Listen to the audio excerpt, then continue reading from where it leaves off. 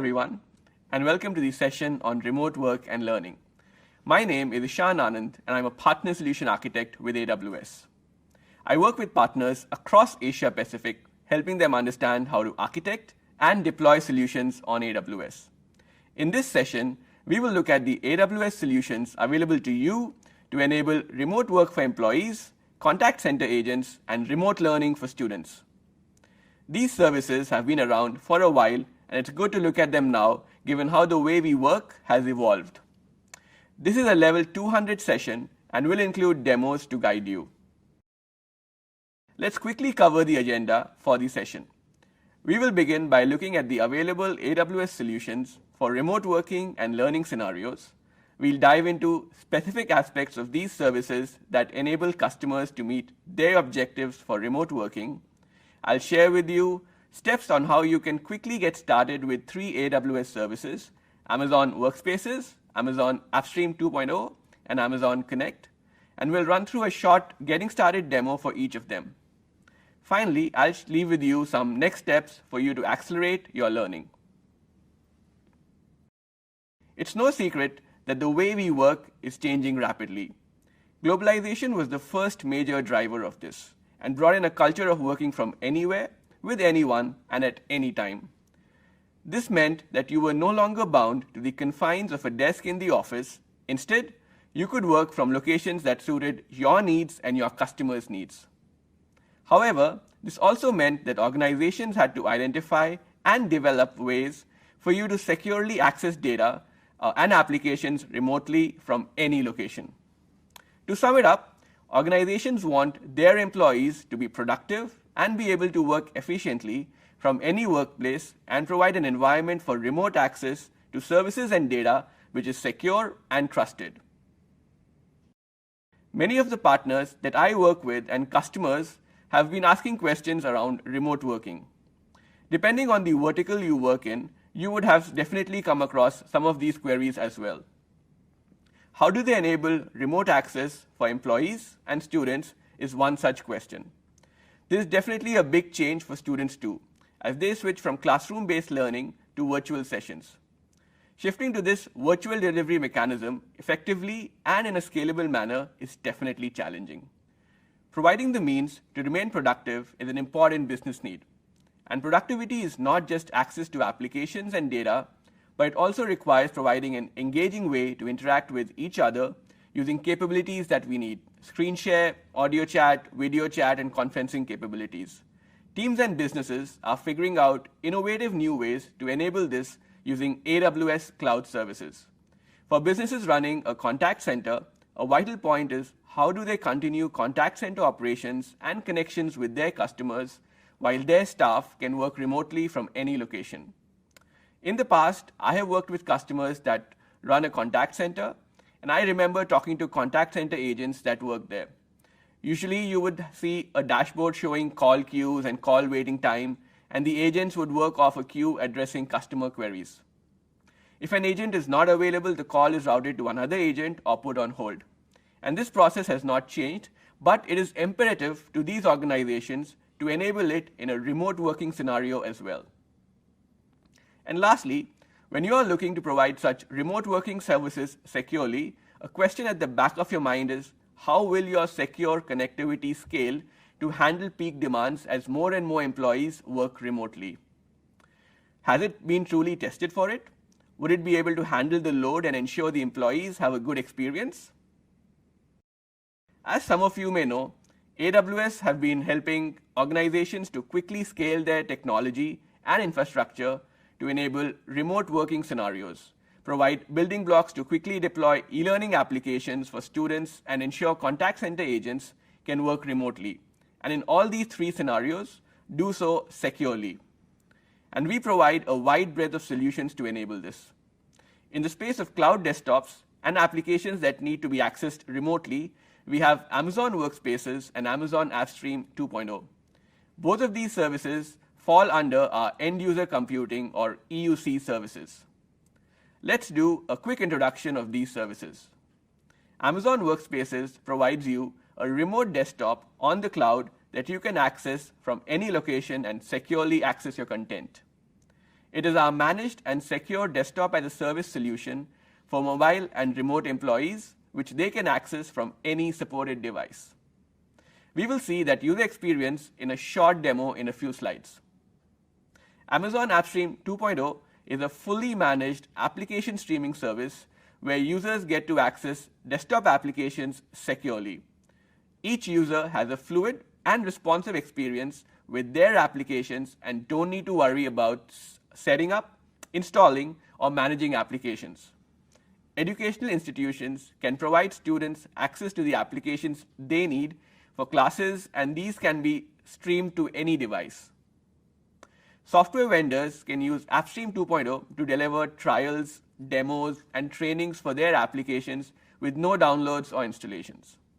Amazon WorkDocs is a fully managed, secure content creation, storage, and collaboration service. You can use it to securely store any type of files. With Amazon WorkDocs, you can easily share and edit those files, provide feedback, and keep versions of them. And because it's stored centrally on AWS, you can securely access it from anywhere on any device. Amazon Chime lets you meet, chat, and place business calls inside and outside your organizations. Share screens using a single application that works on your devices and desktops. You can use the Amazon Chime SDK to build collaborative conferencing solutions for your customers and users, and support a variety of conferencing features such as meetings, audio calling, video calling, and screen share capabilities. You can seamlessly go from a text-based chat to an audio-video call and invite additional attendees into the conversation. Amazon Chime is our remote communication and collaboration service. Amazon Connect lets you quickly spin up a virtual contact center that is fully operational. It is designed to be omni-channel and meets the demands of customers like Amazon's retail business and provides our customers a personal, dynamic, and natural experience. It includes skill-based routing, powerful real-time and historical analytics, and a single unified contact center for voice and chat. Agents and managers just need a supported web browser and an internet connection to engage with customers from anywhere. Agents can place calls and receive calls. Supervisors can monitor and provide coaching and guidance to agents, and managers can view dashboards, monitor metrics, run reports, while they're all working remotely, but as if in the same virtual office.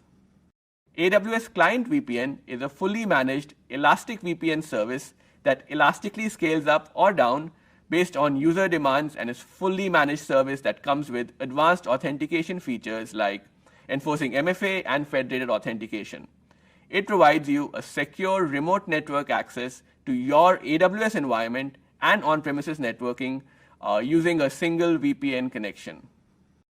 Now, I'll dive into three of these services: Amazon Workspaces, Amazon AppStream 2.0, and Amazon Connect. Let's first dive into cloud desktop, streaming applications, and content collaboration. Amazon Workspaces provides users with a desktop experience. Using Workspaces, you can provide access to a desktop for your users with all their applications and data, irrespective of it residing on AWS or on-premises.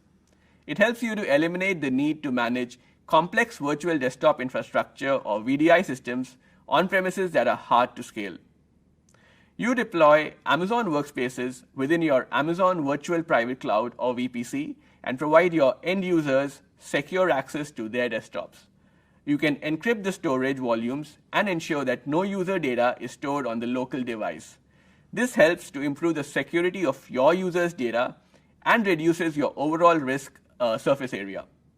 Amazon Workspaces lets you access your cloud desktop directly on a wide range of devices like PC, Mac, iPad, web browsers like Firefox and Chrome.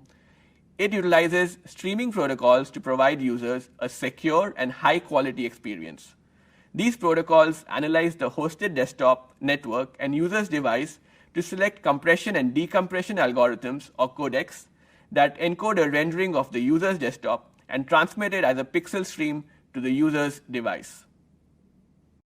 Let's now dive into a demo about Amazon Workspaces where you can see the things I just spoke about in action.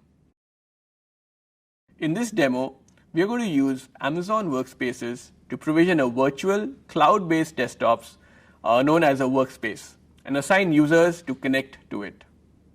I have logged in to my AWS console. As a best practice, it is recommended that you use a separate AWS account in your enterprise to set up workspaces and provide isolation and administrative boundary for your end-user computing services. Let's first go to the Directory Services console.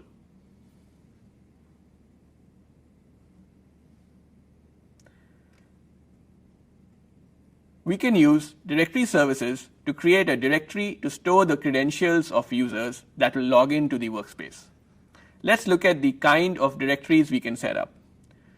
We have the options to create an AWS managed Microsoft AD which runs on AWS, or we can create a simple AD if we do not need the advanced features of a full Active Directory, or if you already have an existing Active Directory in another account or another on-premises, you could use AD connector to connect to it. For this demo purpose, we will use a Microsoft AD that I have already pre-created. It's an AWS managed Microsoft AD, and I have also pre-created a Workspaces user to use in our demo. And now I'll navigate to the Workspaces console. I will create a new workspace for our demo using the managed AD I showed you. Let's begin by clicking on Launch Workspaces. I am prompted to select a directory for my users, and I will select the managed AD that I've pre-created. Next, I need to configure the user that can access the workspace desktop. I can create new users or select an existing user from the AD. Let's search for the available users and select the workspace user and add that in.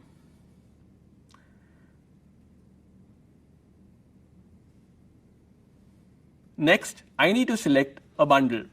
A bundle is a combination of hardware and software options for the user. I will select the free tier eligible Windows standard.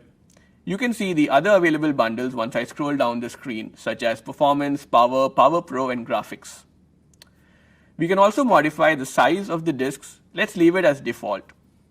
You can choose from two different running modes, Auto Stop and Always On, depending on your preferences.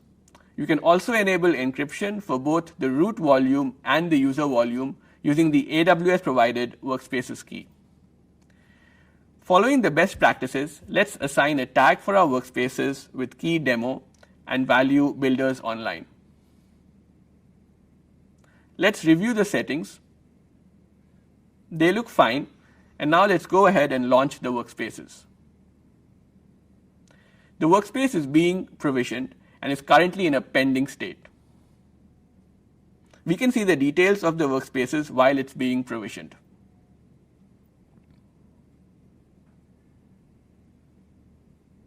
I have skipped ahead to the provisioned workspace, and the status is now available.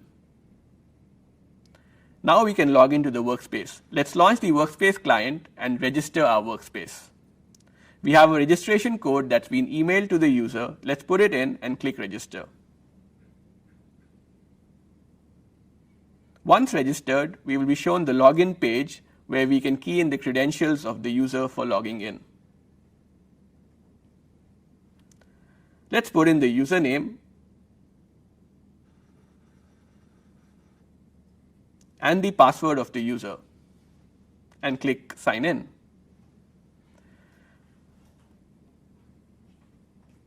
Workspaces is now launching the instance for our user, and once connected, the user will have access to a desktop environment in the cloud.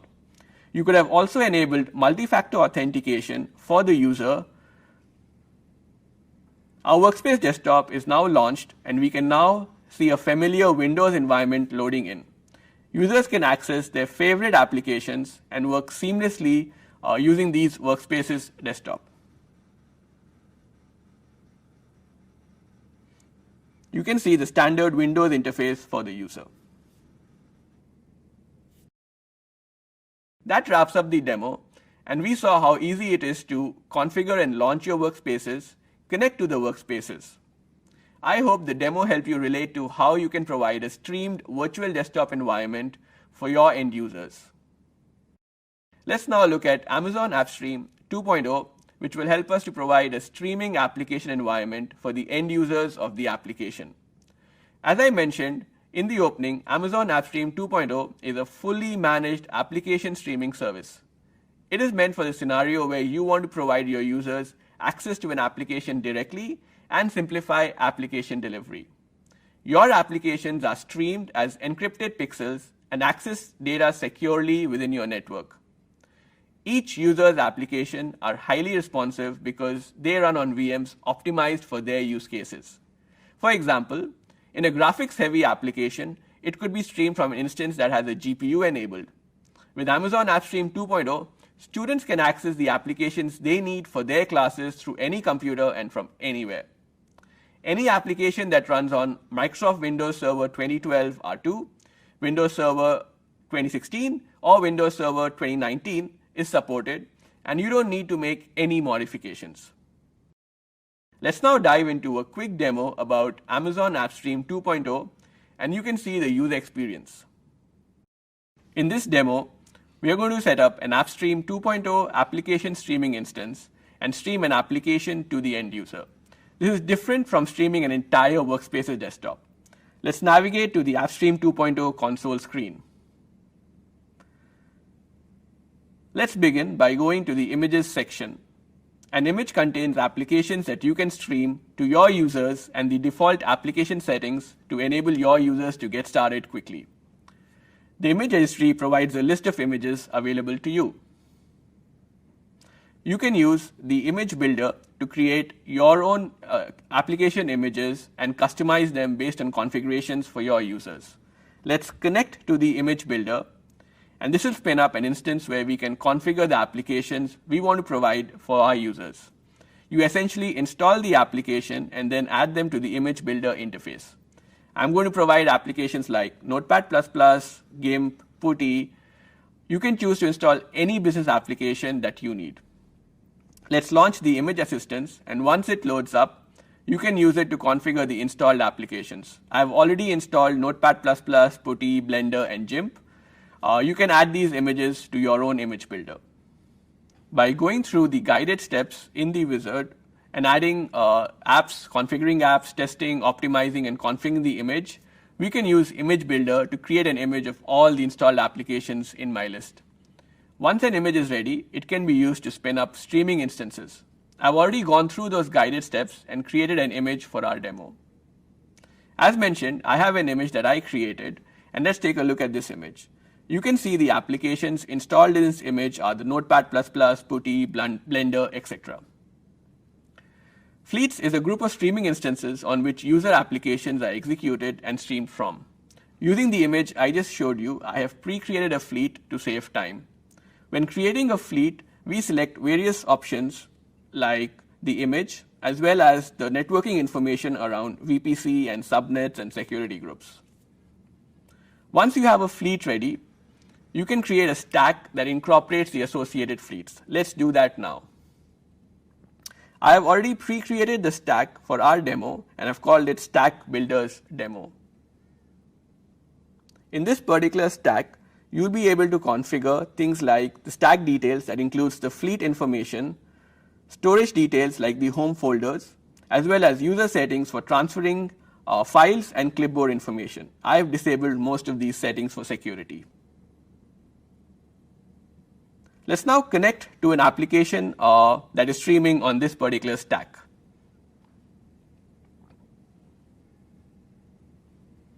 We will need to key in the credentials to log into this application.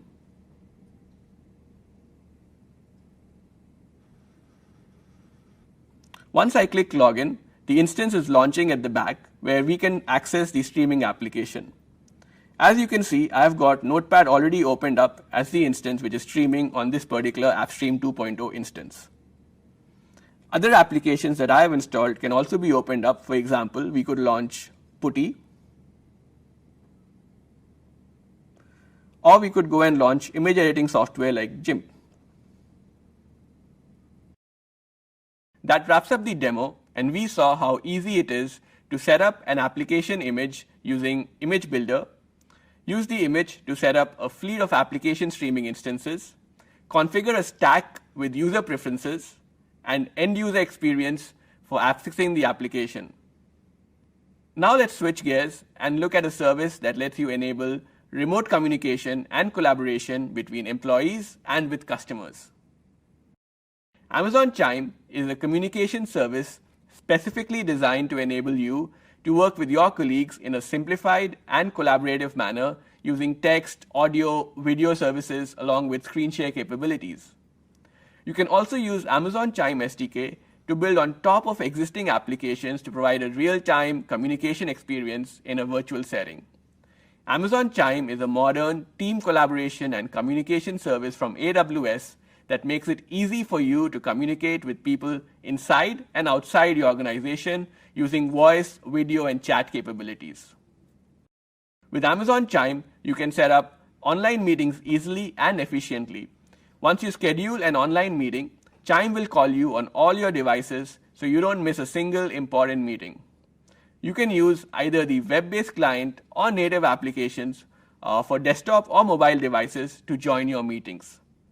You get expected features from a conferencing tool like creating chat rooms and @mentions for direct messages to specific participants. There is no limit to the number of users that can join a chat room. You can also add webhooks and chatbots to your Amazon Chime chat rooms to enable interactivity and post messages automatically. For example, using webhooks, you can post updates to a chat room like a build failed or require approval for proceeding with deployments. You can set up a virtual contact center using Amazon Connect, which is designed to be an easy-to-use omni-channel cloud contact center. You can easily spin up an Amazon Connect contact center within minutes, and you can operate it from virtually anywhere. It is an open platform that integrates with any system that your contact center relies on, such as customer relationship management systems, or a workforce optimization system, or a workforce management system.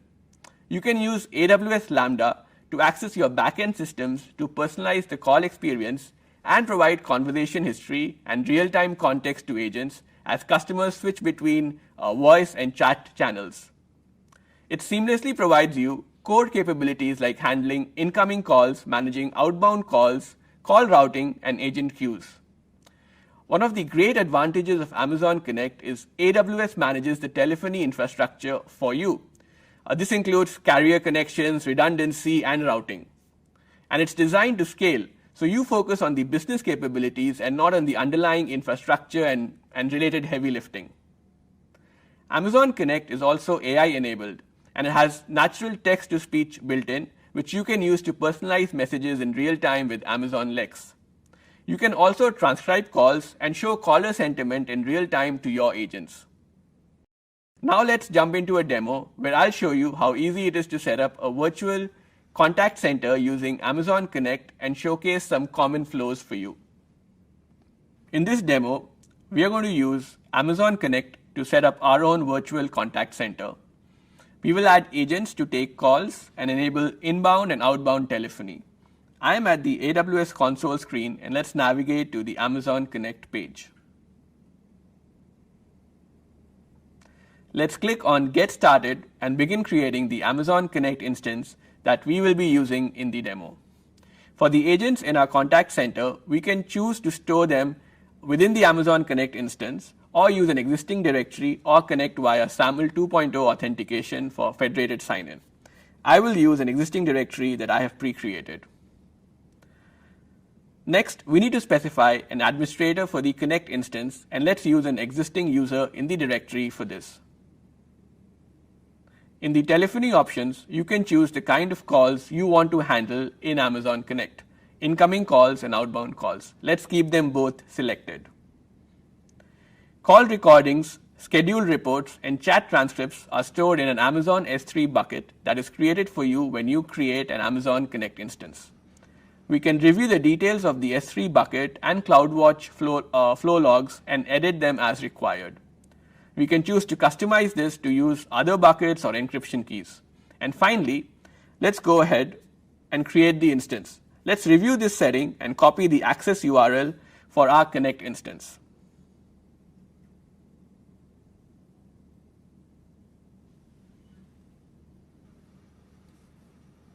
I have skipped ahead to avoid waiting, and our Amazon Connect instance is ready now.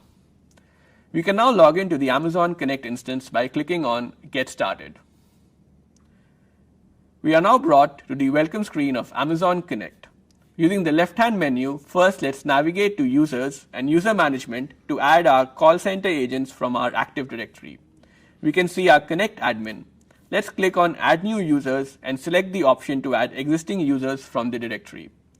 Search by the username to identify the users you want to add, and then select the individual users to add them to the Connect contact center. You can set the routing profile as well as the security profile to determine these users as agent. We will use the soft phone for the connectivity for these agents.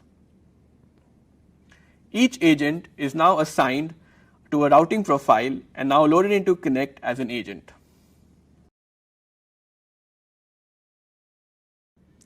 Let's now log in as one of the agents and access the soft phone application. Let's key in the username and password details of the user that we just added to the Connect instance and sign in.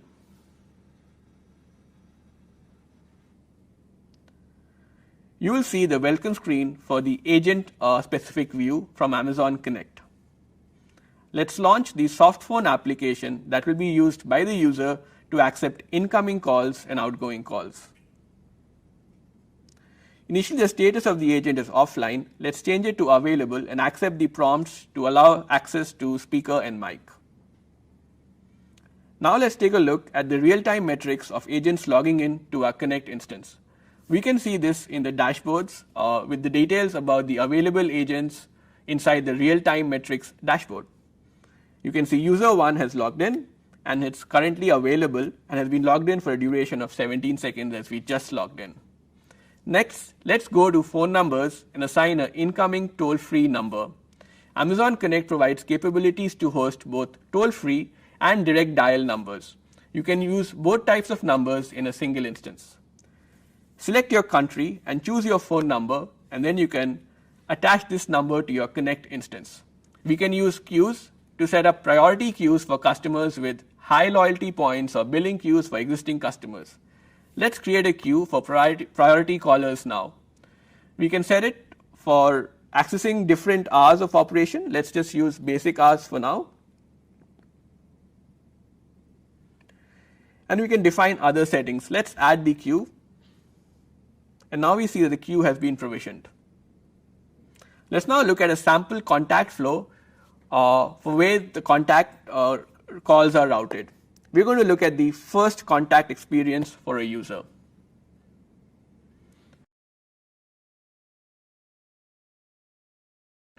Let's review this flow. Once the call comes in, then we play a greeting audio followed by a welcome message.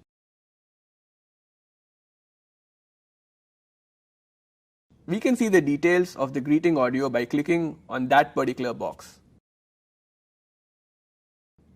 For the prompt that's played to the user, we can also customize the text depending on our requirements. As the user goes through the call interface, they will have options to key in various inputs, and based on those inputs, the customer will be prompted to different flows or different queues. You can choose and customize this based on your needs. So, during the demo you saw steps to set up a virtual contact center, create and add agents, assign profiles and queues, claiming a phone number, setting up contact flows. I hope the demo helped you to get an idea of the ease with which you can have a fully operational contact center using Amazon Connect. For next steps, I would recommend everyone to get started with trying out the services we spoke about.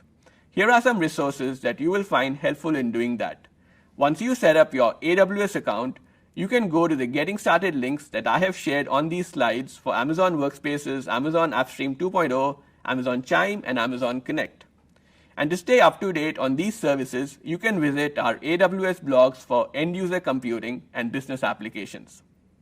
AWS Digital Training offers you free on-demand digital courses that help you learn new cloud skills and services when and where it's convenient for you. Some featured courses that can help you get started on AWS include AWS Cloud Practitioner Essentials, Amazon DynamoDB for serverless architectures, AWS Security Fundamentals, and Getting Started with Amazon Simple Storage Service or Amazon S3. Register for the free AWS digital training at aws.amazon.com/training. I hope you found this session interesting and learned something new. A kind reminder, please do complete this survey. Let us know what you thought about today's session and how we can improve the event experience for you in the future. Thank you everyone for joining the session, and I'm really grateful that you stayed through to the end of the session. Thank you.